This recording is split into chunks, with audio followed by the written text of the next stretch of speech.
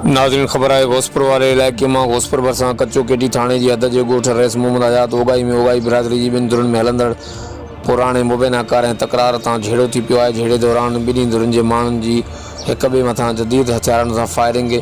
एक नौजवान मीरसन ओगाई मारिजी वियो जॾहिं त 7 ॼणा ज़ख़्मी थी पिया। ज़ख़्मियुनि में ॿिन्ही धुरनि जा माण्हू शामिल आहिनि, जिन में हिकु औरत भी शामिल आहे। ज़ख़्मियुनि में शाहनवाज़ बदलो, अब्दुल गफ़ार, गुलाम शबीर, नूरसन, रियाज़ ऐं ॿिया शामिल आहिनि। ज़ख़्मियुनि में 2 ॼणनि जी हालत नाज़ुक हुजण सबबि खेनि सकर अस्पताल मोकिलियो वियो। वाक़े जो कारण रसूल बख़्श ऐं जलाल ओगाई जी धुरनि में हलंदड़ पुराणो मुबैना कार ऐं तकरार ॿुधाए पियो वञे। ज़रीन ॿुधायो आहे त ॿिन्ही धुरनि जे हलंदड़ झेड़े में भलड़ ओगाई जे घरनि में गोलियूं किरियूं, जंहिं ॻाल्हि तां झेड़ो वधी वियो ऐं नौजवान मीरसन सख़्तु ज़ख़्मी थी पियो, जंहिंखे सखर अस्पताल नेपियो वियो त ज़ख़्मनि जा सूर न सहंदे रस्ते में फ़ौत थी वियो। पुलिस वाक़े वारे हंधि पहुची ज़ख़्मियुनि खे खणाए सिविल अस्पताल कंदकोट इलाज लाइ मुंतक़िल कयो आहे। हर वक़्तु आगाहण लाइ ॾिसंदा रहो JDN वेब न्यूज़ घोसपुर।